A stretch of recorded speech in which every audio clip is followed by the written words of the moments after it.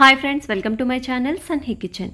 కార్తీక పురాణం 13వ అధ్యాయము కన్యాదాన ఫలము సువీర చరిత్రము. ఓ జనక చక్రవర్తి, కార్తీక మాసములో ఇంకనూ విధిగా చేయవలసిన ధర్మములు చాలా ఉన్నవి. వాటిని వివరించెదను, సావధానుడవై ఆలకింపుము. కార్తీక మాసంలో నదీ స్నానం ముఖ్యము. దానికంటే ఒక పేద బ్రాహ్మణుని కుమారునకు ఉపనయనము చేయుట ముఖ్యము. ఒకవేళ ఉపనయనమునకు అగు ఖర్చు అంతయు భరింప సఖ్యము కానప్పుడు మంత్రాక్షతలు, దక్షిణ తాంబూలాది సంభావనలతో తృప్తిపరిచినను ఫలము కలుగును.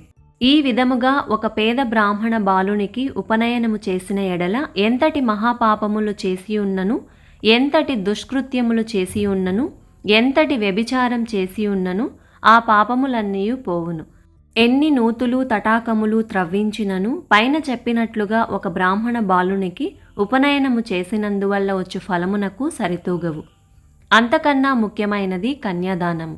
కార్తీక మాసమందు భక్తి శ్రద్ధలతో కన్యాదానము చేసిన ఎడల తాను తరించుటయే కాక తన పితృదేవతలను కూడా తరింపజేసిన వాడగును. ఇందులకొక ఇతిహాసం కలదు, చెప్పెదను, శ్రద్ధగా ఆలకింపుము. సువీర చరిత్రము. ద్వాపర యుగములో వంగదేశంలో గొప్ప పరాక్రవంతుడు సూర్యుడు అయిన సువీరుడను ఒక రాజుండెను. అతనికి రూపవతియగు భార్య కలదు. ఒకసారి సువీరుడు శత్రురాజులచే ఓడింపబడినవాడై భార్యతో అరణ్యమునకు పారిపోయి ధనహీనుడై నర్మదా నది తీరమందొక పర్ణశాలను నిర్మించుకొని కందమూల ఫలాదులను భక్షించుచు కాలము గడుపుచుండెను. కొన్ని రోజులకతని భార్య ఒక బాలికను కనెను. ఆ బిడ్డను అతి గారాభముతో పెంచుచుండిరి. క్షత్రియ వంశమందు జన్మించిన ఆ బాలికకు ఆహారాది సదుపాయములు సరిగా లేకపోయినప్పటికీ శుక్లపక్ష చంద్రుని వలె దినదినాభివృద్ధి నొందుచు అతి గారాభముతో పెరుగుచుండెను. ఆమె చూచువారులకు కనుల పండుగగా ముద్దులొలుకు మాటలతో చాలా ముచ్చటగా నుండెను. దినములు గడిచిన కొలది బాలికకు నిండు యవ్వన దశ వచ్చెను. ఒక దినమున వనప్రస్థుని కుమారుడా బాలికను గాంచి ఆమె అందచందములకు పరవశుడై ఆ బాలికను తనకిచ్చి పెండ్లి చేయమని ఆ రాజును కోరెను. అందులకా రాజు, ఓ మునిపుత్ర, ప్రస్తుతము నేను కడు బీద స్థితిలో ఉన్నాను. అష్టదరిద్రములు అనుభవించుచున్నాను. మా కష్టములు తొలుగుటకు గాను నాకు కొంత ధనమిచ్చిన ఎడల నా కుమార్తెను నీకిచ్చి పెండ్లి చేసేదును అని చెప్పగా తన చేతిలో రాగి పైసాయైనను లేకపోవుటచే బాలికపైనున్న మక్కువతో ఆ మునికుమారుడు నర్మదా తీరమున కుబేరుని గూర్చి ఘోర తపమాచరించి కుబేరుణ్ణి మెప్పించి ధనపాత్ర సంపాదించెను.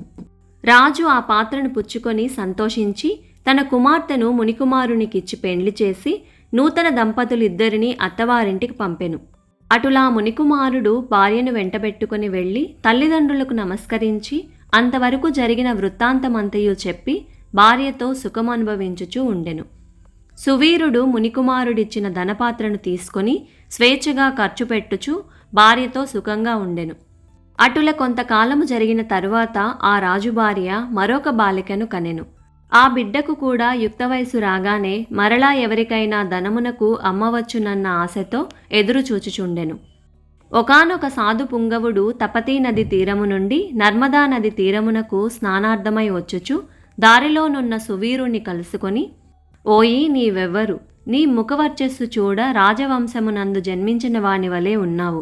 నీవీ అరణ్యమందు భార్యాబిడ్డలతో నివసించుటకు కారణమేమి అని ప్రశ్నించగా, సువీరుడు, మహానుభావ, నేను వంగదేశమును ఏలుచుండెడి సువీరుడను రాజును.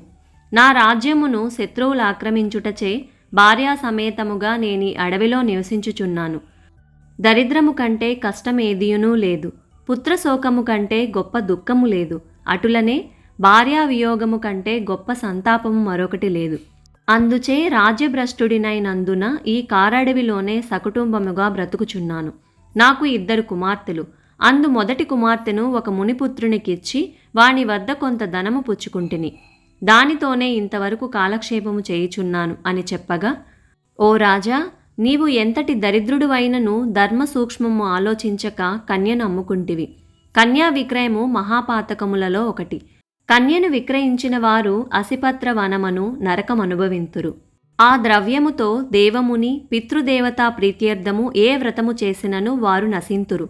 అదియనుగాక కన్య విక్రయము చేసిన వారికి పితృదేవతలు పుత్ర సంతతి కలుగకుండా శపింతురు. అటులనే కన్యను ధనమిచ్చికొని పెండ్లాడిన వారు చేయు గృహస్థ ధర్మములు వ్యర్థమగుటయేగాక అతడు మహానరకం అనుభవించును. కన్యా విక్రయము చేసిన వారికి ఎట్టి ప్రాయశ్చిత్తము లేదని పెద్దలు వక్కానించియేయున్నారు. కావున రాబోయే కార్తీక మాసమున నీ రెండో కుమార్తెను నీ శక్తి కొలది బంగారు ఆభరణములతో అలంకరించి సదాచార సంపన్నునకు ధర్మబుద్ధి గలవానికి కన్యాదానము చేయము. అటుల చేసిన ఎడల గంగా స్నానమొనరించిన ఫలము, అశ్వమేధ యాగము చేసిన ఫలమును పొందుటయేగాక మొదటి కన్యను అమ్మిన దాని పాప ఫలము కూడా తొలగిపోవును అని రాజునకు హితోపదేశము చేయగా అందుకా రాజు చిరునవ్వు నవ్వి, ఓ మునివర్య, దేహసుఖము కంటే దానధర్మముల వలన వచ్చిన ఫలము ఎక్కువ. తాను బ్రతికుండగా భార్యాబిడ్డలతోనూ సిరి సంపదలతోనూ సుఖముగా ఉండక చనిపోయిన తర్వాత వచ్చేది ఏదో మోక్షము కొరకు ప్రస్తుతమున్న అవకాశమును చేతులారా జాడవిడవమంటారా? ధనము బంగారము కలవారే ప్రస్తుత లోకములో రాణింపగలరు గాని ముక్కు మూసుకొని నోరు మూసుకొని బక్క చిక్కి శల్యమై ఉన్న వారిని లోకము గుర్తిస్తుందా, గౌరవిస్తుందా?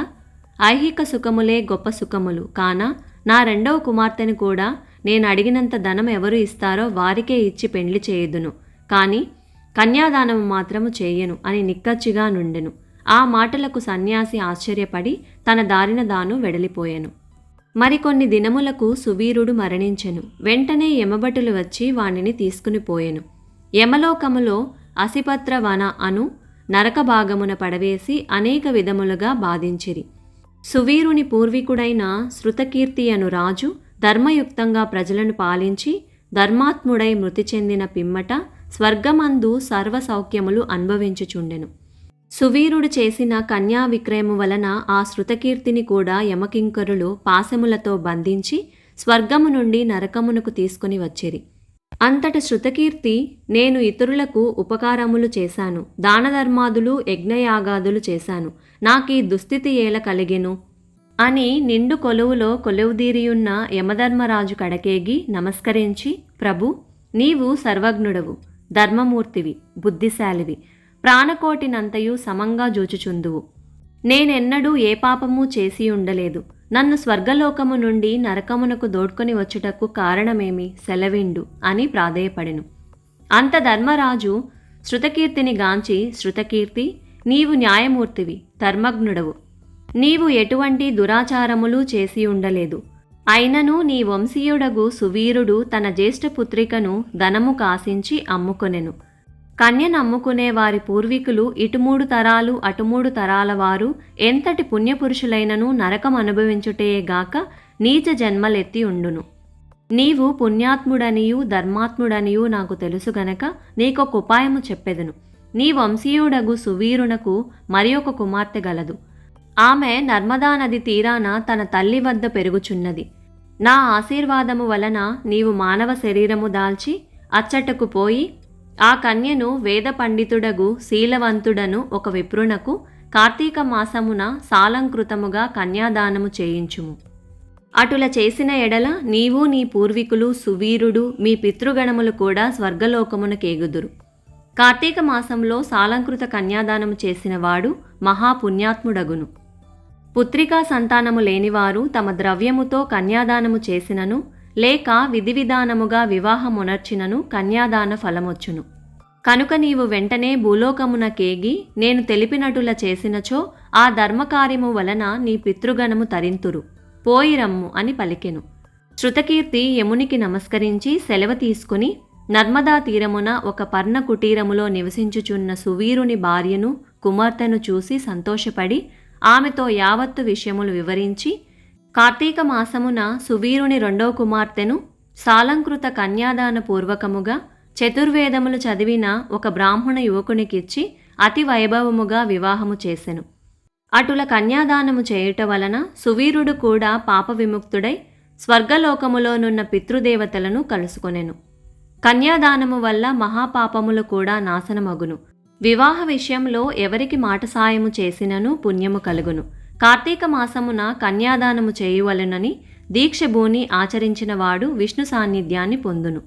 శక్తి కలిగి ఉండి ఉదాసీనత చూపువాడు శాశ్వత నరకమున కేగును. త్రయోదశాధ్యాయము సమాప్తము. వీడియో నచ్చితే ఫ్రెండ్స్ అండ్ ఫ్యామిలీకి షేర్ చేయండి, అలానే లైక్ చేయండి. Thank you for watching.